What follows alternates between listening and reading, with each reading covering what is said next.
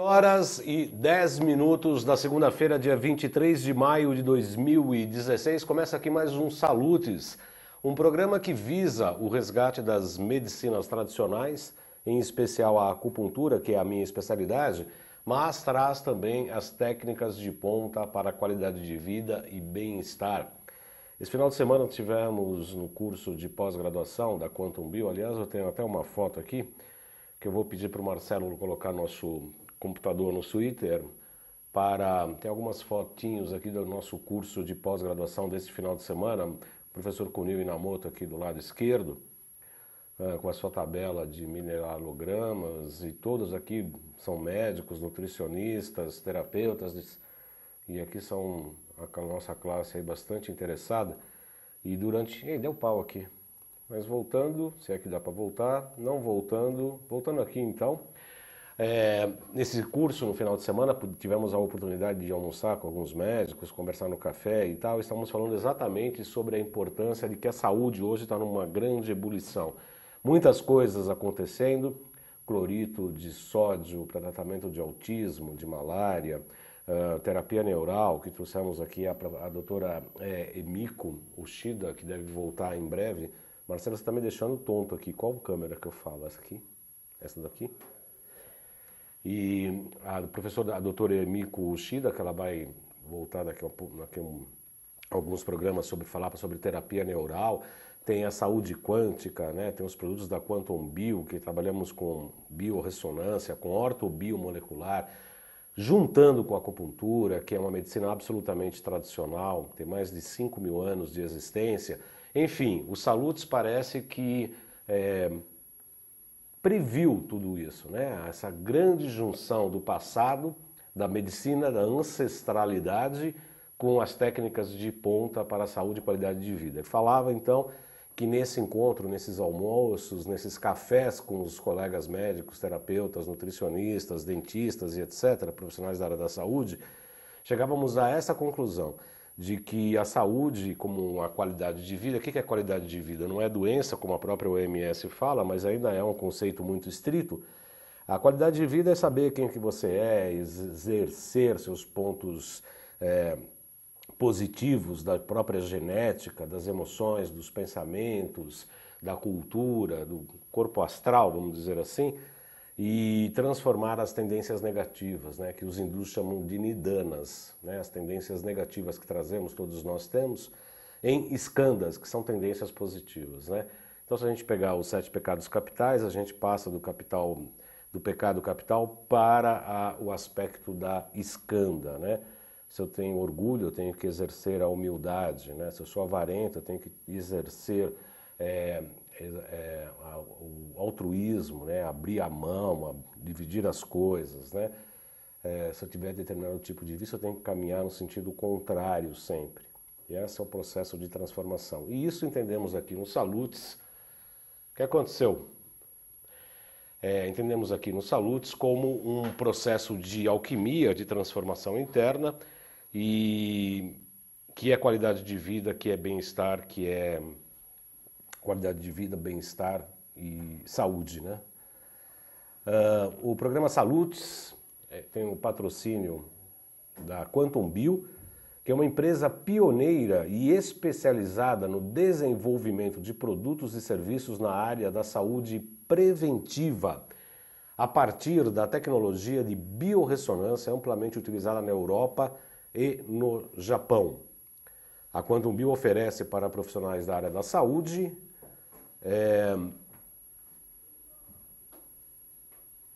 um método de avaliação, tratamento e acompanhamento terapêutico através de equipamentos, produtos e ciclos de capacitação em biorressonância.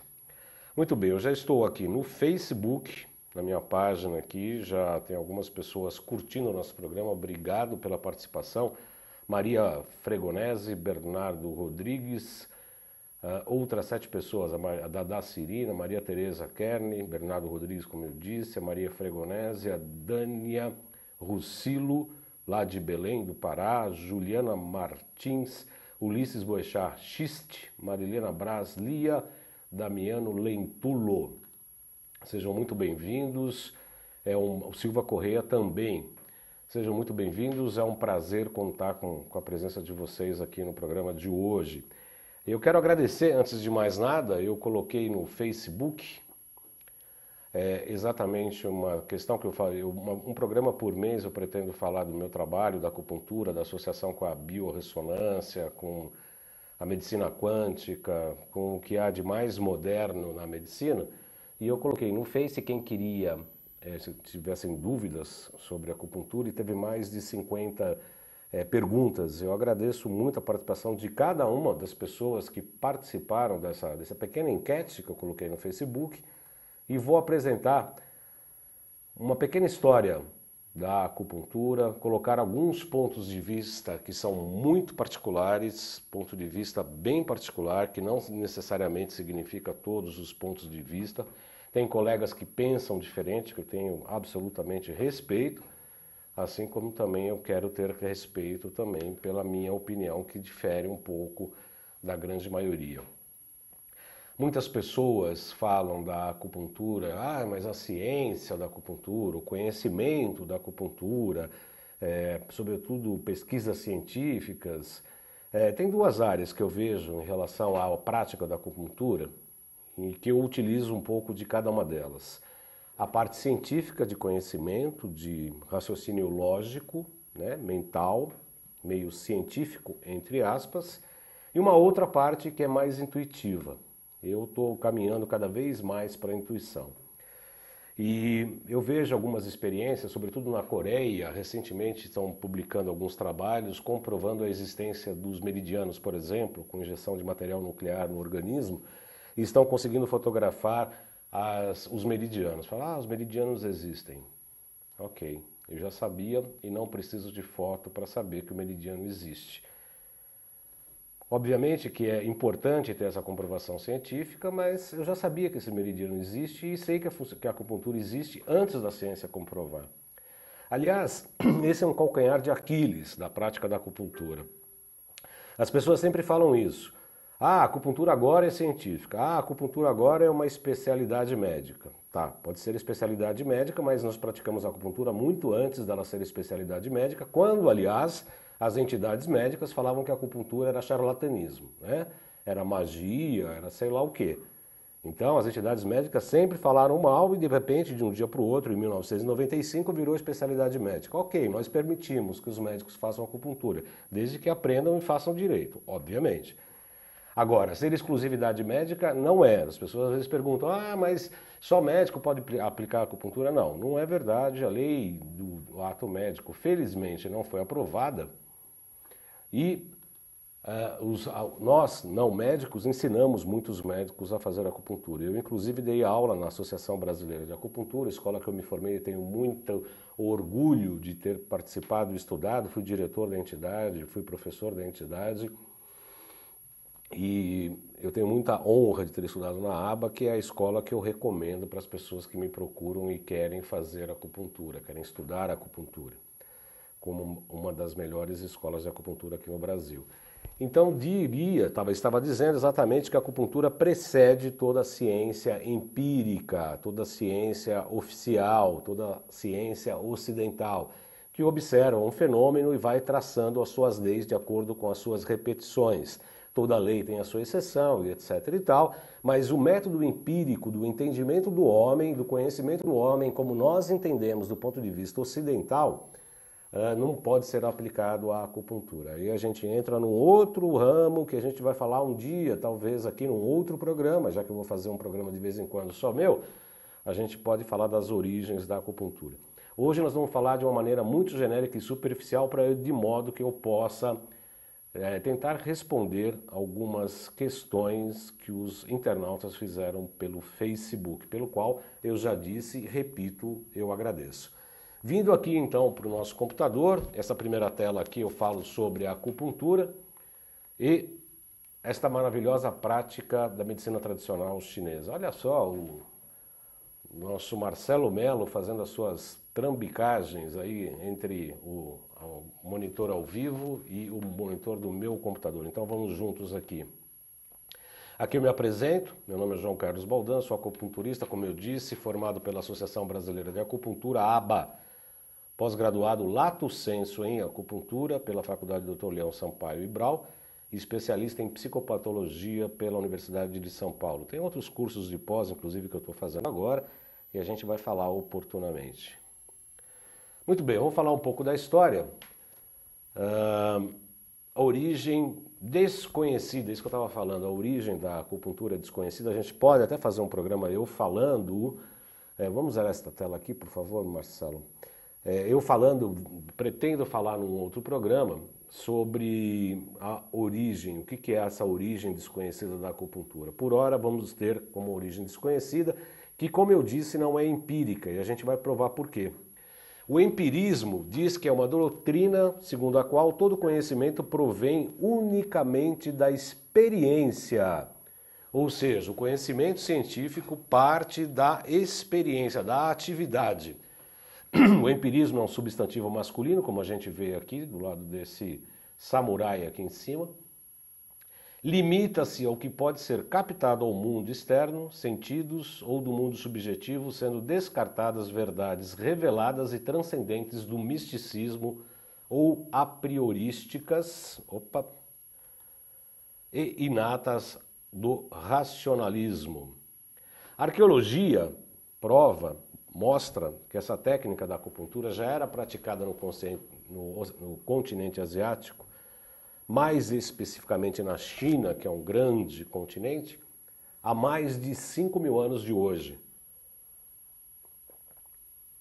5.000 anos, pessoal, é mais do que a vinda de Cristo 2 vezes, né? Então vocês podem imaginar há quanto tempo a acupuntura já era praticada. Ou seja, independente e muito diferente da ciência ocidental que começou em 1700, né? 1700 para 5.000 anos atrás, façam as contas. Aí eu faço umas perguntas aqui para comprovar que a origem da acupuntura não é empírica. 5.000 anos atrás, será que a gente consegue imaginar, o internauta consegue voltar a 5.000 anos atrás, voltar àquela época? Como é que se poderiam dar aquelas pesquisas que a gente conhece como hoje, como científicas naquele período? É possível isso? Será que foram picando pontos para avaliar o resultado de cada um dos pontos, para saber que tipo de resultado daria? E como se descobriram os rios energéticos, ou seja, os próprios meridianos? Foram testados ponto a ponto para ver se o meridiano ia para cá, ou mais para cima, ou mais para baixo, para a direita ou para a esquerda? São mais de 360 grandes pontos que nós utilizamos pelo corpo, são 12 meridianos principais. Será que lá há 5.000 anos atrás, quando se fazia acupuntura com lascas de pedra, espinhos de planta, pedaços de caule de árvore, será que estavam fazendo pesquisa científica como nós conhecemos?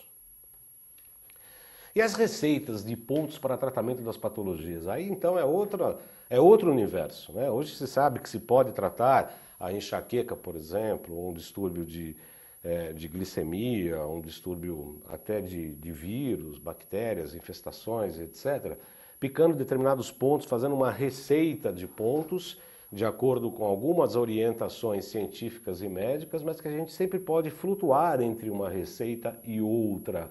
A gente vai sempre escolher os pontos de acupuntura segundo a história pregressa, segundo a anamnese que a gente faz com cada paciente.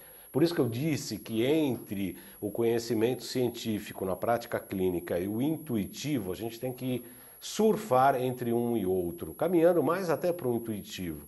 Porque nós, os verdadeiros acupunturistas, não tratam patologias, nós não somos especialistas em doença.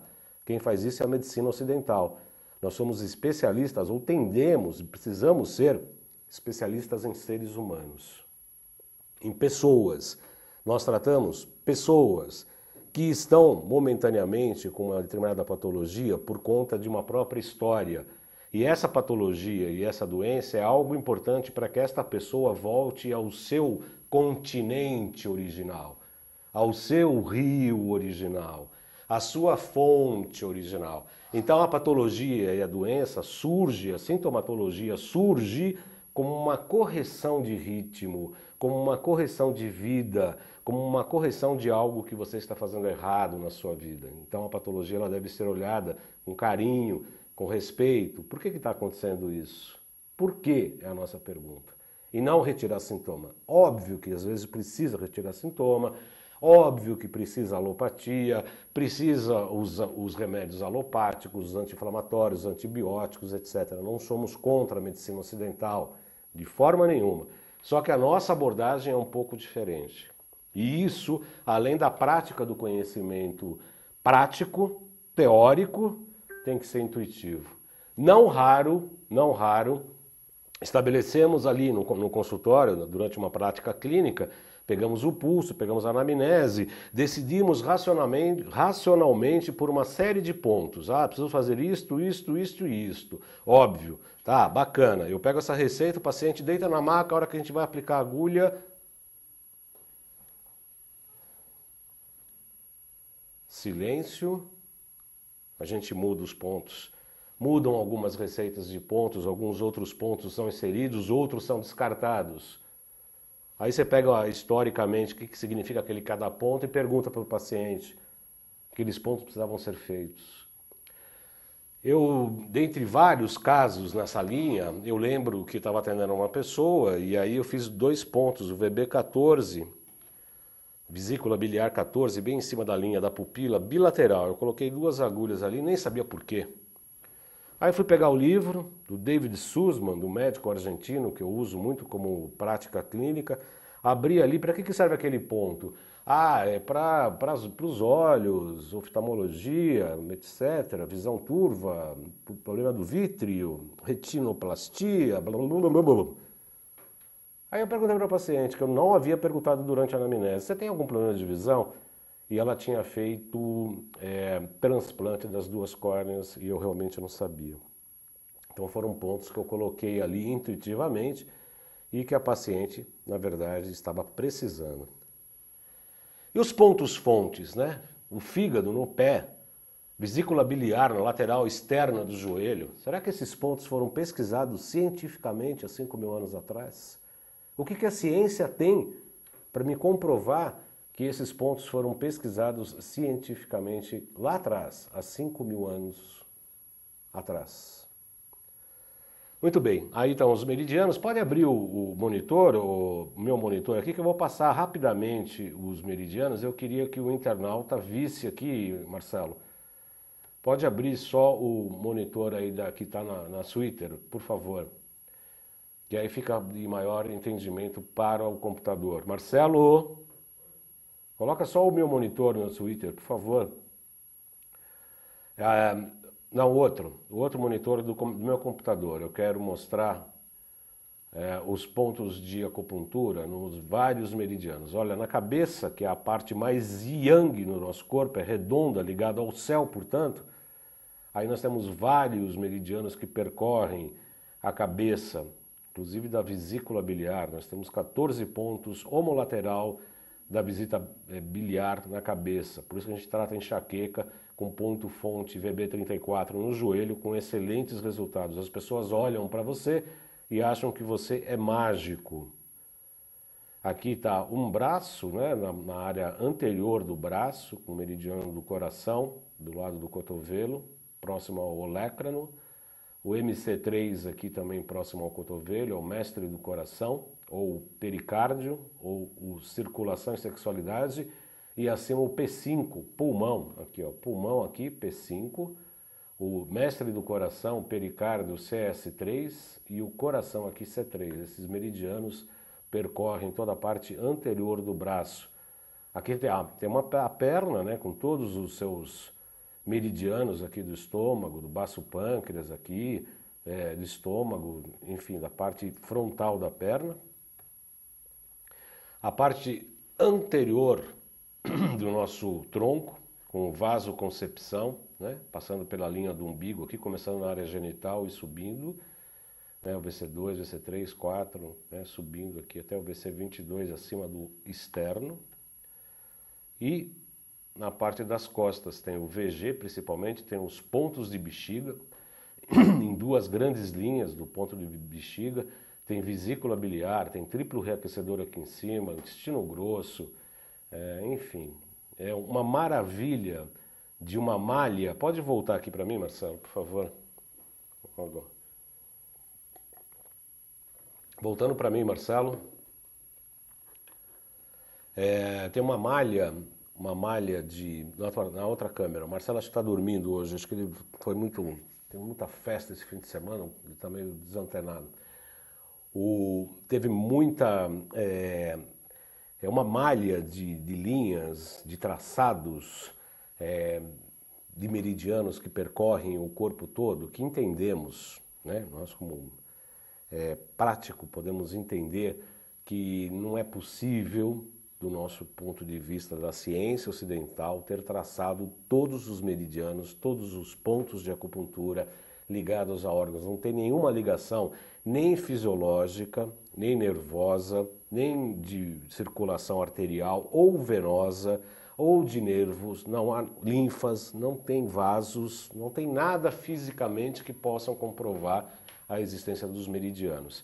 Agora estão se comprovando do ponto de vista energético, como eu disse no início do programa, via alguns estudos, sobretudo da Coreia, que fazem injeção de material radioativo e conseguem fotografar. Bacana, mas como eu disse, a gente já acredita nos meridianos antes da sua comprovação científica. Dr. Renato Rício também acompanha o nosso programa, Isabel Brandão e outras 15 pessoas, a Sara Moreira. Em fim de férias, posso acompanhar ao vivo o programa. Isso mesmo, acompanhe, sempre é um prazer, Sara, encaminhe suas dúvidas por aqui. A Nara Alcântara, lá de João Pessoa, também participando do nosso programa. Seja muito bem-vinda, bem-vindos, né? Bem-vindas tanto a Nara quanto a Sara Moreira. Voltando aqui à nossa apresentação, podemos voltar aqui, Marcelo, por gentileza, do slide atual. Então, a dúvida é o seguinte, depois desses tantos meridianos, a gente fica com a dúvida, como é que foi feito, ou como é que foram feitos, né, o traçado dos meridianos, os estudos que comprovam que o meridiano do fígado começa no hálux, no dedão do pé, né, e chega até a região do fígado, como esses meridianos chegam nas grandes articulações, trocantérica, de ombro e braço, e costelas, e como é que esses meridianos entram para dentro do corpo, os meridianos distintos e etc. O que se fala da acupuntura é isso. Ah, é bom para enxaqueca, para dor de coluna, pressão alta, diabetes, tireoide, problemas para memória. Será que é só isso? E a gente sempre fala nas nossas palestras, nas nossas aulas, que muito além das agulhas, que é para tratar de patologia, a acupuntura é muito mais do que analgesia ou curar apenas moléstias, doenças. A acupuntura leva em conta 5 elementos principais da natureza. Do lado esquerdo aqui em cima, madeira. Madeira gerando em cima fogo. O fogo parando vira terra, vira cinza. Essa cinza contém dentro de si o próprio metal. Dentro da terra existe o metal. E o metal, se aquecido, vira água, que por sua vez vai alimentar a madeira, que vai alimentar o fogo, que vai alimentar a terra, que vai alimentar o metal, que vai ser derretido, vira água e vai alimentar a madeira. Esse pentagrama maravilhoso dos 5 elementos se refletem tanto em órgãos quanto em vísceras. Então, na madeira temos, do lado esquerdo aqui, o verdinho, aqui em cima, ó, wood. Nós temos aqui, eu estou mexendo aqui a minha setinha, mas provavelmente o internauta não deve ver. Mas a madeira aqui se reflete, a madeira no nosso organismo, no fígado. Fígado, órgão, víscera, vesícula biliar. Em cima temos o coração, o fire. Coração, intestino delgado. Agora a ciência está falando, os médicos falam, nossa, o segundo cérebro, o intestino, 90% das patologias começam no intestino, o intestino tem o mesmo desenho do cérebro, o intestino, um pedaço do intestino onde tem a apêndice foi retirado para se fazer o cérebro. Pega anatomicamente falando o intestino e o desenho que a gente vê nos nossos livros escolares é igual ao cérebro e etc, e etc. Falamos isso há 5.000 anos. Há 5.000 anos, o coração, que é a sede do espírito, a sede do Shen, aonde realmente nós trazemos a nossa consciência amorosa, né? Coração, o acoplado é o quê? O intestino delgado.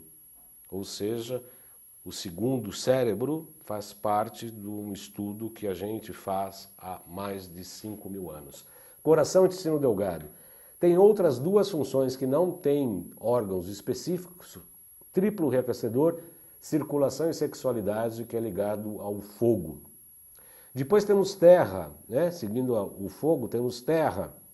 No organismo, do ponto de vista víscera, temos um meridiano que tem dois órgãos, o baço e o pâncreas, que são órgãos que se trabalham para se tratar, inclusive, a diabetes, estimulando o pâncreas.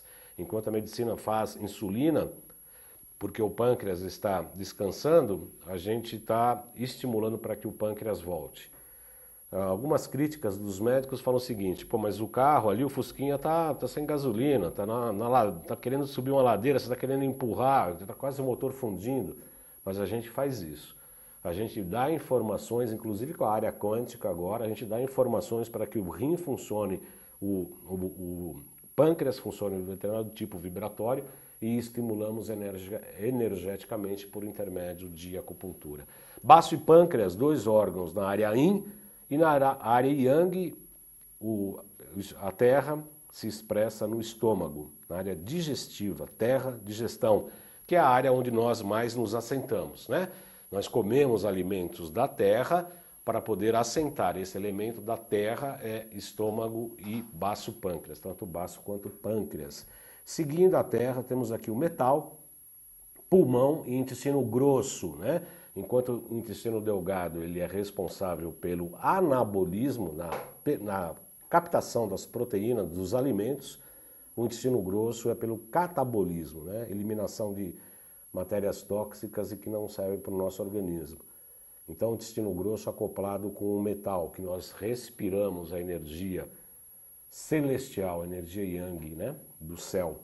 Em seguida, a água, né? Esse azulzinho, a água, que expressa-se na bexiga e no rim. E aí, fígado e vesícula, e aí começa o ciclo novamente. E tem essa expressão aqui maravilhosa, né? Que tem dois tipos de circulação, né? Quer dizer, tem o ciclo de geração, né? Aqui é a madeira com a setinha verde indo para o fogo com a setinha vermelha indo para a terra com a setinha amarela vindo para o metal vindo com a seta branca para a água alimentando o fogo. Então esse ciclo a gente chama de ciclo de geração. Tem esse ciclo de geração de energia.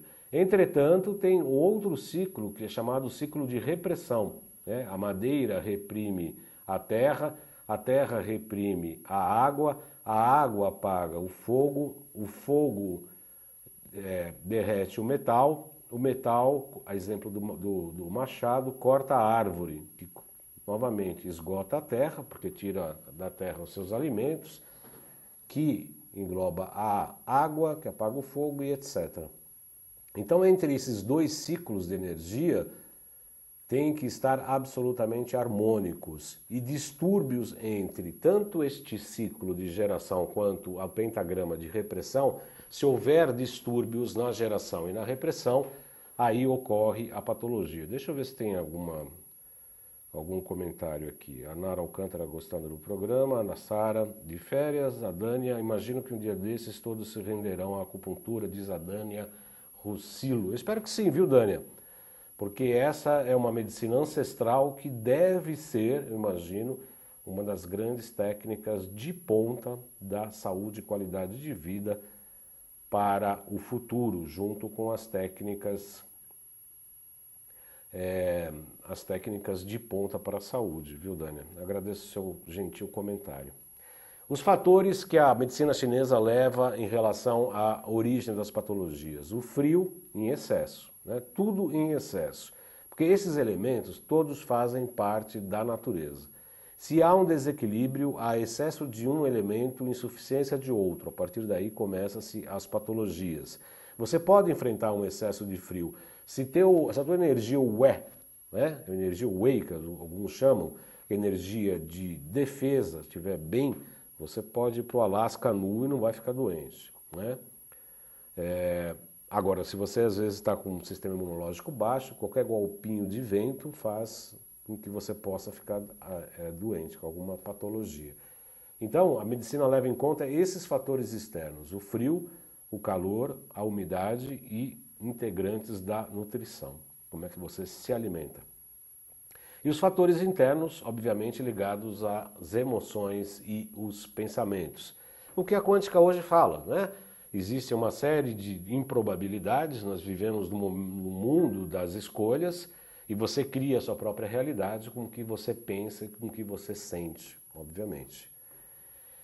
A acupuntura é a medicina tradicional chinesa. Na verdade, a medicina tradicional chinesa trabalha com dietas e chás, que está aqui em cima, com as agulhas, que é a acupuntura, manipulação vertebral, que é a tuiná, exercícios respiratórios com ou sem movimentos, que é o qigong, e exercícios adaptados da arte marcial, que é o tai chi chuan.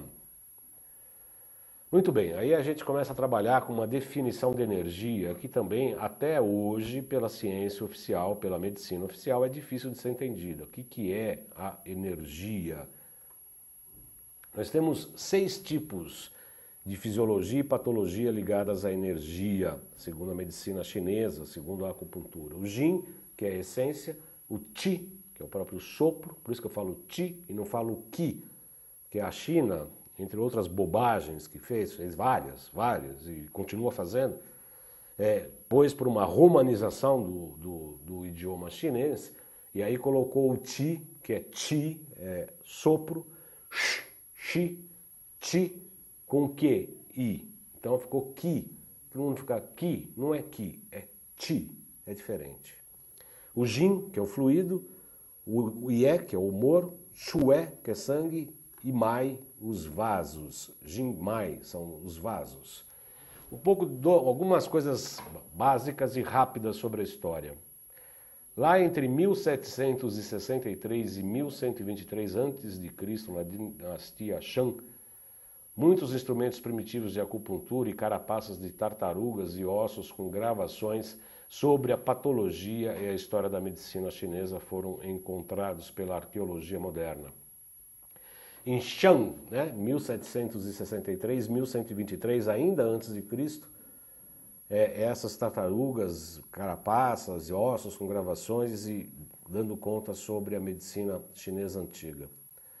O primeiro texto eu esqueci, saí correndo, acabei esquecendo. Eu ia trazer esse livro, o Neikin, que é a nossa bíblia dos acupunturistas, o primeiro texto médico conhecido e ainda muito utilizado. Ele é a base da medicina tradicional chinesa. É o Tratado de Medicina Interna do Imperador Amarelo, o Neikin. E trata-se nesse livro de um diálogo entre o Imperador Amarelo, o Wan Ti, e o seu médico, o Qipo. Aí eu pus o Qi, né? É Qipo, está no livro. Sobre assuntos da medicina chinesa. É um livro poético, mas de muita profundidade da filosofia chinesa, em que se fala da poesia da medicina chinesa. Por isso que me desculpem os cientistas, para se praticar a acupuntura de verdade tem que ser um pouco poeta. Anotem essa frase. Para se praticar a acupuntura de verdade tem que ser um pouco poeta. Que eu me julgo um pouco poeta, sem dúvida. Aí está uma fotografia, um desenho, uma ilustração do Neikin e o livro, que é esse Canon da Medicina do Imperador Amarelo. Esse livro fala de técnicas de exame físico e teorias dos fundamentos da medicina chinesa, ciência de diagnóstico, tratamento por meio de agulhas e mochas, porque a acupuntura na verdade não existe. Tem uma das perguntas aqui, de onde surgiu o termo acupuntura. Eu comecei a estudar chinês, estudei a estudar taoísmo, fui iniciado no taoísmo com meus amigos chineses, e eu falava acupuntura, e eles já fechavam mais ainda aquele olhinho puxado, olhavam para mim e falavam, acupuntura, Só entendiam quando eu falava agulha, porque na verdade acupuntura é um termo latim, foi cunhado por jesuítas franceses, quando foram lá na China, lá em 1800, 1900. Então a acupuntura não existe no termo chinês, é agulha e fogo, agulha e fogo. As 9 agulhas, a localização e a indicação terapêutica dos pontos. Na dinastia Tang, entre 618 e 907 d.C., a acupuntura ganha um grande destaque, inclusive com o chamado Colégio Imperial de Medicina. Foi um dos apogeus da acupuntura. Essa aqui é muito legal. Antes de eu falar isso, a gente fala assim, temos que estudar acupuntura e tal. Isso me ficou na cabeça quando eu estudei acupuntura pela primeira vez, porque depois eu fiz reciclagem, fiz curso de pós-graduação. Existiu o chamado Homem de Bronze, e aí está do lado esquerdo, de fato, a foto uma escultura praticamente, uma escultura oca, né, que foi por volta de 1206, uma estátua em tamanho natural de um homem, em bronze, oca, e em seu interior, réplicas das vísceras e órgãos, chamado Homem de Bronze. Esses pontinhos que vocês estão vendo aqui, nesse Homem de Bronze, eles eram furados e tampados com uma cera. E ele era preenchido de água. E o estudante de acupuntura não via onde estava isso, porque estava coberto com uma cera, era uma coisa só. E ele precisava pegar a acupuntura, a agulha, e colocar exatamente no ponto para verter água, senão ele não era aprovado.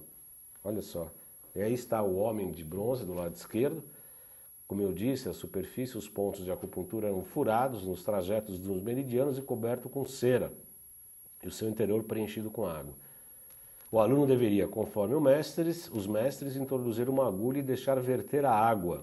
Isso só ocorria, obviamente, se acertassem certamente o ponto. Olha só o declínio, um deles, né? Porque a acupuntura tem uma história maravilhosa. Voltando aqui para mim, Marcelo, por gentileza.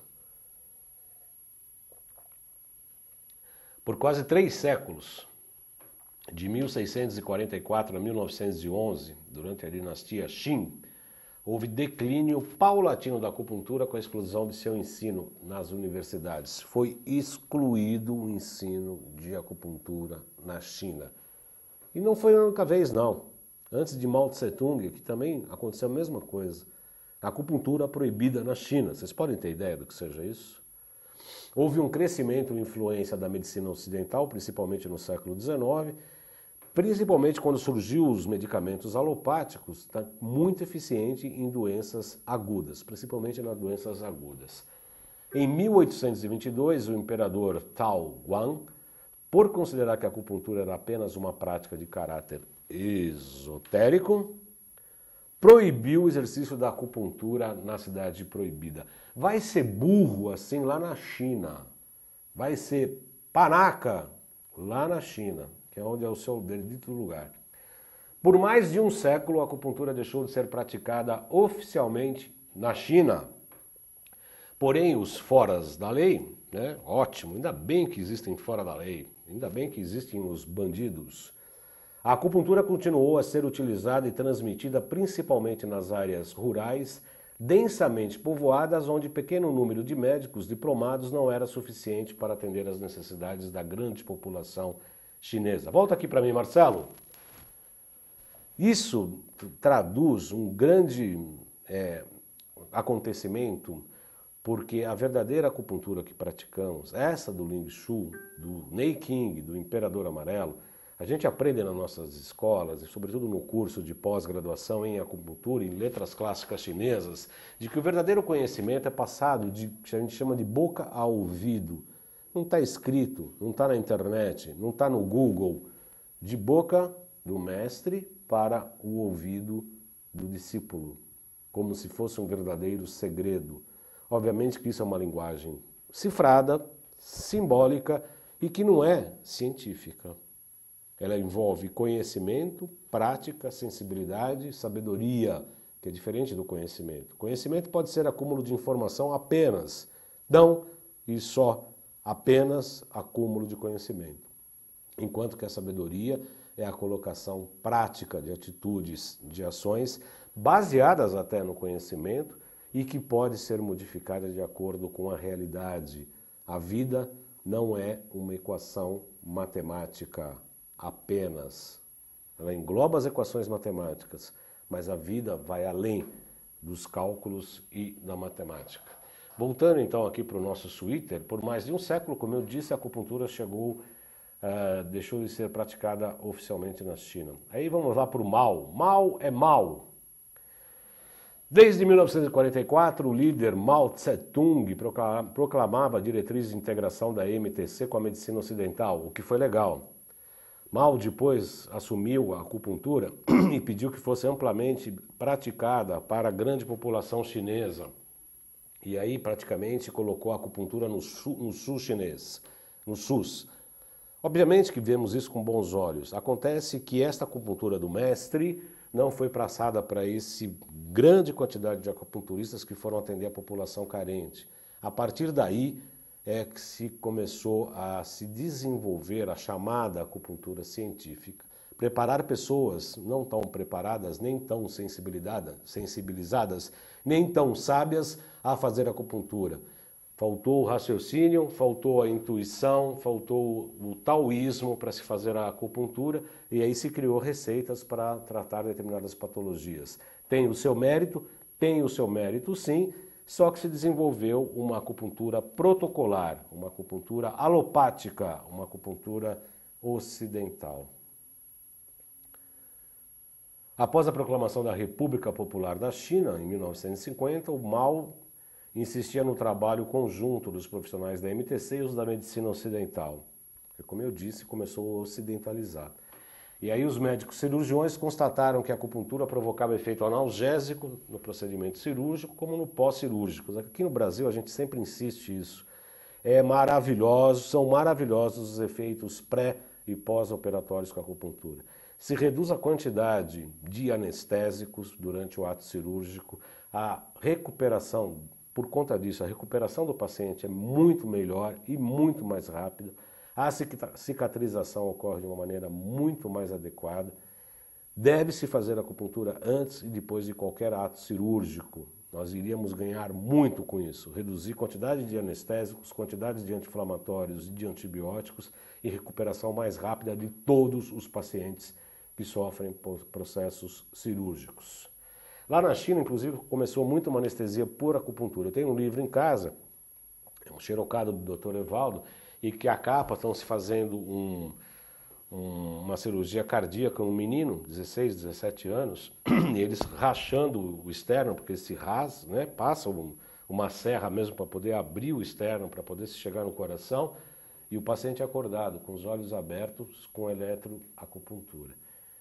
Hoje, isso é muito pouco prático, tanto no Brasil quanto na própria China, pelos efeitos primeiros mais demorados, é um pouco mais trabalhoso, né? Mas é possível sim fazer cirurgias a céu aberto com anestesia por acupuntura. E tem essa bela frase, que é uma estupidez do Mao Tse Tung. É de muita importância eliminarmos os conceitos antigos e inúteis e apresentarmos uma inovação na medicina tradicional chinesa. Essa foi mais uma bobagem do Mao Tse Tung. Entre outras várias, ele falou essa asnice, essa imbecilidade digna de um líder comunista daquele continente. E aí fica aquela pergunta, né? Será que é isso mesmo? Será que o mal virou bem? Bom, por conta disso agora, deixa eu ver aqui. Escutando e aprendendo nos salutes, diz o Luiz Chieli. Renato Rício, doutor Renato Rício, adorei ver a extrema didática do meu querido irmão João Carlos Baldan. Parabéns pela preleção. Muito obrigado, doutor Renato. Vinda de você, meu amigo, profissional gabaritado, já foi entrevistado no nosso programa, está enfrentando aí críticas dos colegas aí em relação à vitamina D e à dieta cetogênica, pelo qual já o convidei para fazer um programa em breve. Muito obrigado aí pela sua participação, doutor Renato. É sempre um prazer receber qualquer tipo de comentário seu. Positivo ou negativo, viu, doutor? Fique à vontade. Jaqueline Ferreira entrou agora, seja bem-vinda. Sara Moreira, a acupuntura é realmente uma forma de cuidar integralmente do ser, bem além das simples manifestações sintomáticas do corpo. Ela nos aproxima do nosso eu verdadeiro. É isso mesmo, Sara. A acupuntura, de verdade, ela faz com que você seja você mesmo, né? A acupuntura te leva de volta à sua própria natureza. E voltando à sua própria natureza, você tem na sua extrema natureza, na sua amplidão de existência, a saúde em si. Quando você se afasta desses objetivos principais vindos do céu e vindos da terra, tua inspiração espiritual, da sua realização material, quando esta equação começa a se dissociar, né, aí você começa a ficar doente. E é isso que a gente procura com a acupuntura, associar e alinhar para que você possa se realizar enquanto pessoa. Realização enquanto pessoa, isso é saúde, isso é qualidade de vida. Porque você pode ser uma planta e achar que tem qualidade de vida porque você vive, não é isso. Nós temos o sistema neurovegetativo. Aliás, nós temos todos os nossos reinos anteriores dentro de nós. O mineral nos ossos, o neurovegetativo, que é o vegetal, o animal, que são nossas emoções, e temos algo mais, que é a mente. Nós somos indivíduos. Ó, o McPhee entrou aqui, sai para lá, McPhee. Voltemos então agora às questões colocadas pelos nossos teleinternautas. Nossa, acabou o programa? É isso, Marcelo? Quanto tempo temos? 10 minutos. Eu comecei agora a começar a fazer as perguntas, tentar responder as perguntas. Meu Deus do céu. Isso é uma boa notícia, de uma certa maneira, porque eu pretendo dar continuidade a responder às pessoas que sempre questionam a gente sobre acupuntura. Na medida do meu conhecimento, do meu pequeno e parco conhecimento sobre medicina e acupuntura, eu vou tentar respondendo as questões dos internautas com muito prazer. O Josivaldo Alves fala assim: adoro o assunto, mas como curioso. Eu também. Gostaria de saber se trabalha com fatores psicológicos, medo e depressão. Olha, Josivaldo, eu fiz pós em psicopatologia, pelo fato de não ser médico, eu fiz uma pós-graduação em psicopatologia. Minha monografia foi acupuntura e depressão. O capítulo que eu mais adoro da acupuntura e da medicina tradicional chinesa diz respeito às entidades viscerais. Cada víscera é responsável por uma emoção, por um sentimento. A raiva se localiza no fígado.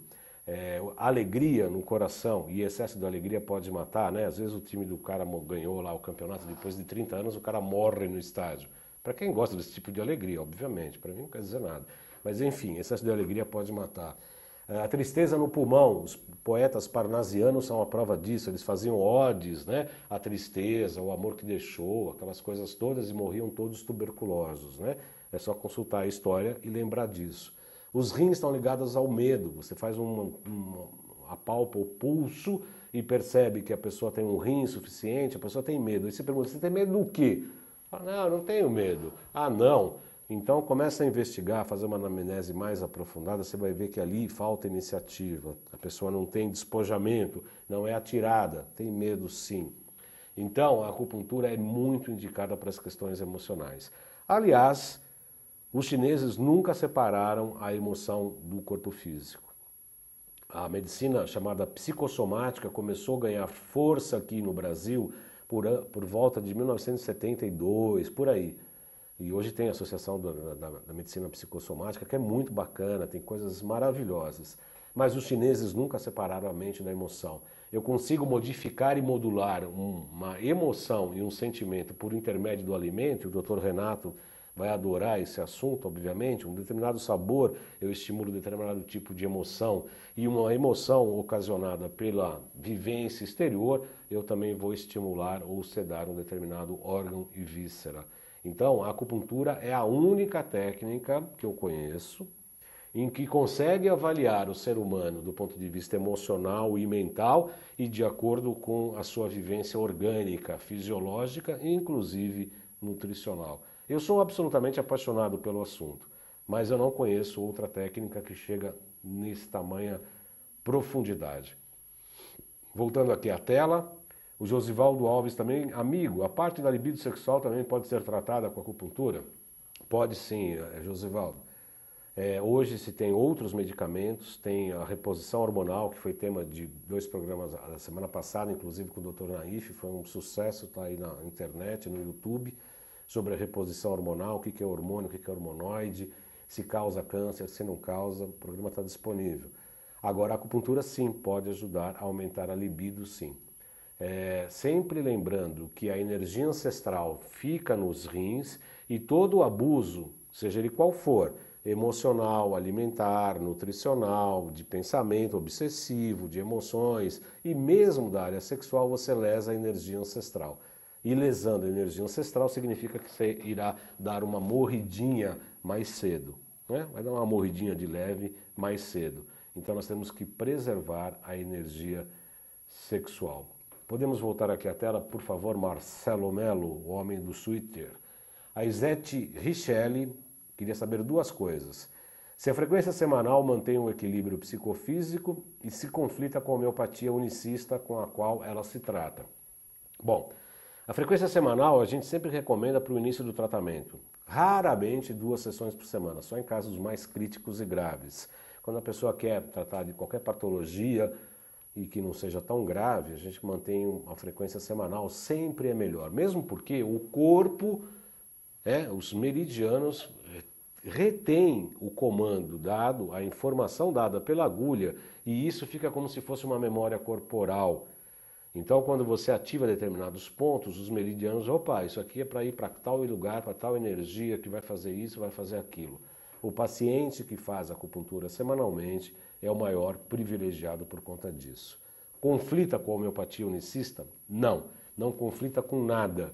A acupuntura pode ser feita com alopatia, com fitoterapia, com a medicina chinesa, com qualquer tipo de alimentação, com alimentações nutricionais, com a medicina quântica, com benzimento, com pai de santo. Você pode fazer acupuntura com qualquer coisa, jamais entra em conflito. Neus RB, curei minha ansiedade com acupuntura, amo! Olha aí, tá vendo? Isso já responde, inclusive, a questão do Josivaldo, se poderia trabalhar com fatores psicológicos. A prova disso está aqui a Neuza falando que curou a ansiedade com a acupuntura. Isso é muito interessante. A ansiedade é viver no futuro, né? Não viver no presente, mas viver no futuro. A gente, sobretudo, trabalha com baço pâncreas, que é o órgão ligado ao pensamento, né? Das entidades viscerais. O pensamento está ligado ao meridiano do baço pâncreas. A gente cede o baço pâncreas para sedar a ansiedade. A Érica Genari pergunta sobre rinite e sinusite. Excelentes resultados em ambas patologias, ambas infecções. Não só aumentando o sistema imunológico, que também é baço pâncreas, mas também trabalhando localmente para que ceda as infecções, tá? Inclusive em pontos próximos ao nariz, inclusive. São pontos doloridos, mas os pacientes relatam que praticamente o nariz é como se abrisse o nariz. Nossa, agora eu consigo respirar. Não é incomum esse tipo de comentário. A Luciana Arneiro Ferreira, gostaria de saber se quem fez esvaziamento axilar e mastectomia pode fazer acupuntura. Não só pode, como deve. Não só pode, como deve. Para recuperação, obviamente que logo depois da cirurgia não se deve atuar localmente, mas a acupuntura pelos traçados dos meridianos pode trabalhar à distância ou unilateral, no lado oposto ao que se fez a intervenção cirúrgica. O traçado do meridiano também é uma coisa fabulosa, e eu lembro aqui o Dr. Renato e os outros médicos que nos assistem, que às vezes o paciente relata uma dor, estou com uma dor aqui, então você vê qual o meridiano que passe por ali. Ligado ao intestino grosso. Como é que está a sua digestão, como é que está o funcionamento intestinal? Estou com o intestino preso. Você pode trabalhar à distância, não precisa nem colocar no local da algia. Colocando a agulha no lugar da algia, em cima do local, dá um alívio imediato, mas você pode trabalhar à distância dos meridianos. E o traçado do meridiano, de acordo com uma dor, vai te ajudar sobretudo no diagnóstico. Observe qual meridiano, qual órgão que está afetado e procure fazer uma anamnese e pode trabalhar inclusive à distância. Isilda Leite, gostaria de saber se a acupuntura auxilia na artrite reumatoide, nas sequelas e na prevenção destas. Gratidão sempre. Obrigado, Isilda Leite, pela sua questão. Bom, a artrite reumatoide ajuda a tirar dor, ajuda. A artrite reumatoide entra entre as doenças autoimunes do reumatismo. Sabe-se, eu já falei com reumatologistas, existem 300, 400 tipos de reumatismo. Por isso que às vezes a gente pergunta, como é que você faz um tratamento genérico se existem 300 tipos de patologia? Geralmente a artrite reumatoide está ligada ao meridiano do rim. A gente tem que trabalhar também com o sistema imunológico, modificar a alimentação desta pessoa. Envolve um pouco mais de uma reforma de costumes.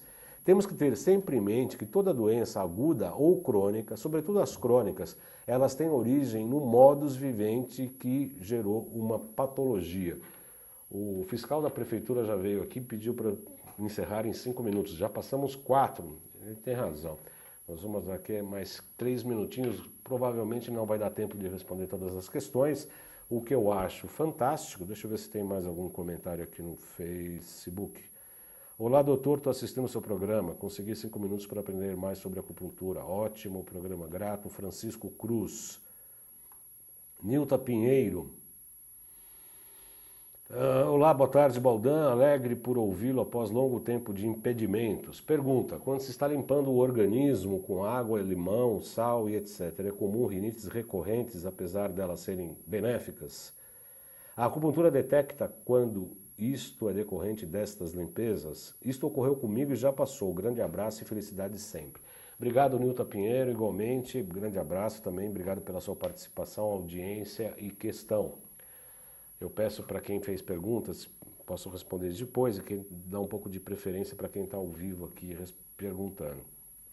Nilton, é comum sim, principalmente nas dietoterapias, quando você começa a fazer detox, tanto de metais, de vírus e bactérias, algum recrudescimento, alguma piora momentânea de algum efeito, de alguma patologia. Isso é visto até com bons olhos, é como uma febre, né? A pessoa está com febre, está com febre, bacana. A febre significa que o teu sistema imunológico está reagindo. Óbvio que a gente não vai deixar uma criança, um bebê entrar em convulsão com 39, 40 de temperatura, obviamente que não, né? Vamos tentar dar banho e, em último caso, dar um antitérmico, obviamente. Não estamos, só faz isso, né? Só faz aquilo, nada de muito radical. Mas, de qualquer maneira, a febre é um processo que a gente vê como com bons olhos. O sistema orgânico, o sistema imunológico está se defendendo, está se preparando. É possível, sim, que as rinites, sobretudo alérgicas, né? Se está se desenvolvendo um determinado tipo de alergia, o sistema imunológico está querendo mostrar que alguma coisa errada você está fazendo. Sobretudo, se você fez uma limpeza orgânica do teu organismo, com limão, sal e etc., pode ser que você esteja corrigindo uma desbiose, né? Lembrando, intestino grosso, pulmão, rinite, sinusite, ligado à respiração, pulmão ligado ao intestino, né? Então você provavelmente estava com uma desbiose que está corrigindo, que está se manifestando durante uma alergia. É preciso olhar com calma, avaliar até que ponto vai essa tua resistência em relação a essa alergia, que deve momentaneamente passar. Se isso se cronificar, tem que ir por outras abordagens. Por isso que eu volto a dizer que a acupuntura é mágica, entre aspas, porque trata o indivíduo e não só a patologia. E esse raciocínio vai depender da experiência clínica do profissional que está te atendendo e avaliar até quando vai a sua resistência. Em alguns momentos é preciso, deve-se parar um pouco com o processo da detox para o organismo voltar um pouco a se fortalecer e novamente num outro período retomar com uma profundidade maior da desintoxicação. Obviamente que outros colegas médicos, nutricionistas que podem estar acompanhando esse processo sempre são muito bem-vindos.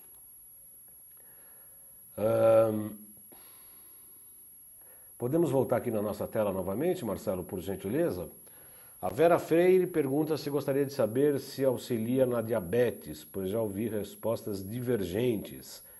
Gratidão e parabéns pelos seus conteúdos que você leva sempre. Muito obrigado, Vera Freire. Eu vou aproveitar a pergunta da Dânia Rossilo, aproveitando a questão da diabetes. Gostaria de saber se a acupuntura poderia auxiliar no tratamento do diabetes tipo 1 em crianças. Ela poderia auxiliar no combate ou apenas minimizar os sintomas, como suor excessivo, fadiga, cefaleias, etc. Parabéns pelo programa maravilhoso. Muito obrigado, Dânia Rossilo.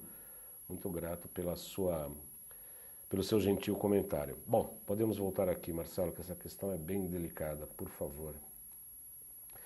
A questão da diabetes, ela normalmente está ligada à resistência insulínica, que pode ser desenvolvida com o tempo, e aí a diabetes tipo 2, e a tipo 1 é quando a pessoa já nasce com uma certa insuficiência do pâncreas na produção da insulina. Não dá para genericamente falar, olha, você faz, senão a gente vai cair na acupuntura alopática, coisa que eu não quero, não é a minha praia, não é a minha especialidade, nem tampouco me interessa esse tipo de trabalho. Mas, de qualquer maneira, depende muito de paciente para paciente. Como fazemos nos casos de pré-diabetes ou de diabetes? A gente vai no sentido contrário. Eu já atendi pessoas, senhoras de idade, com depressão, mãe de colegas acupunturistas. Comecei a tratar a depressão, não mexi com diabetes. Ela teve 3 crises de hipoglicemia. Ela estava de 400, baixou para 90, assim, em uma aplicação. Tanto é que eu parei, porque, primeiro, era uma pessoa pouco informada, não fazia as medições de glicemia, de açúcar no sangue com frequência, e eu me assustei, né? Porque ela poderia ter uma crise séria de hipoglicemia e vir até a óbito. Aí eu parei e falei, olha, não trato mais sua mãe por conta disso, porque ela veio e falou, ah, você faz ponto, mas não faz ponto da diabetes. Isso não existe. Ponto da diabetes. Isso não existe.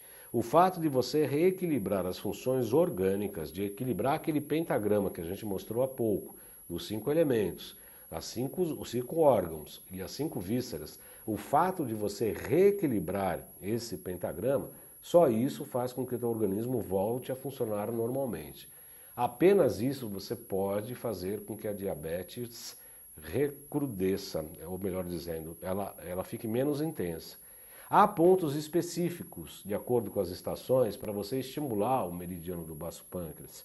O diagnóstico pelo pulso, quando a gente levanta 12 funções do indivíduo naquele momento, ajuda muito.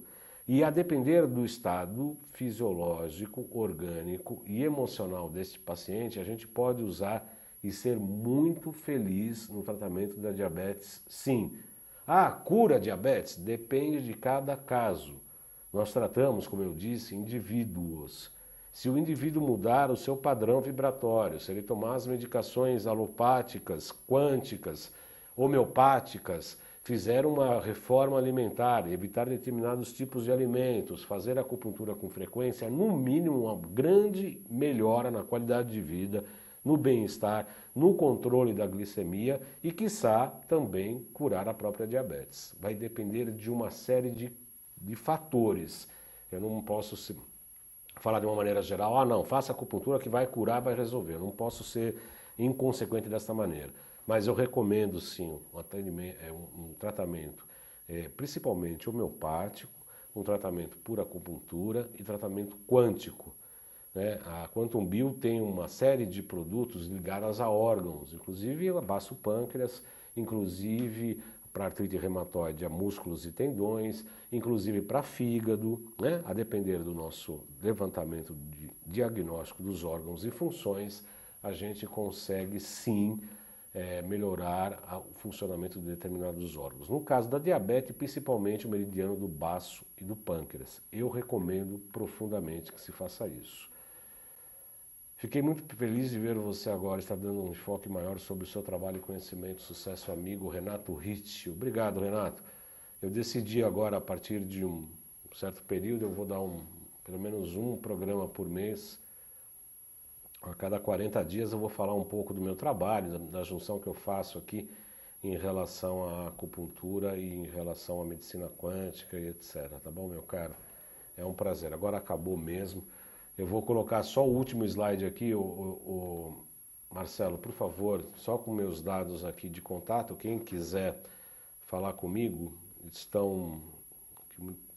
Obrigado, Dr. Ritchie. Aqui, ó, acupunturista, meu endereço, professor Rubi Almeida, no Sumaré, na estação Sumaré do metrô, telefone 3081-5973, 3081-5973, e na Casimiro da Rocha, Santa Cruz, 5594-7736, 5594-7736, meu site www.jcbaldan.com.br e pode escrever para clinica@jcbaldan.com.br ou para o jcbaldan@gmail.com. O que eu posso falar para os meus amigos internautas, obrigado pelos esclarecimentos, Anilta, Sara. As questões que não foram respondidas estão aqui nesse PowerPoint, eu farei um outro programa e eu prometo dar o meu modo de entender, o meu modo de ver as questões que foram colocadas por vocês internautas. Eu agradeço muito a participação, o envio das perguntas, desejo uma excelente semana a todos e até a próxima segunda, 14 horas, estaremos aqui ao vivo novamente para mais um Salutos. Muito obrigado, boa semana, vamos juntos.